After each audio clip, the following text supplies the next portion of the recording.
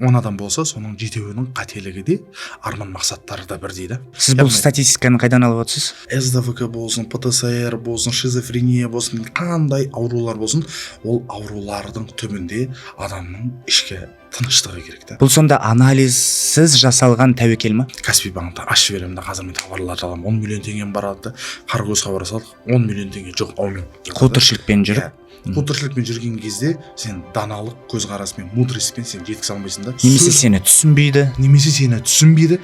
Сен ақ өстіп жүресің деп айтады. Біздің ауруханамызда пациенттер болмайтын еді. Разводтар болмайтын еді, қарыздар болмайтын еді. Біздің Қазақстанда парақорлық болмайтын еді. Бұның артында не бол? Тыңдалмаған сөз да. Өтте проблема болады. Не үшін? Эгодан. Көкіректен.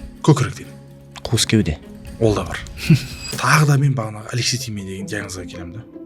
Ол қандай диагноз? Қарапайым халыққа түсінікті болу. Алекситимия деген нәрсе ол. Накопительный эффект. Накопительный эффекттің салдарынан әйелдерде не қалыптасады?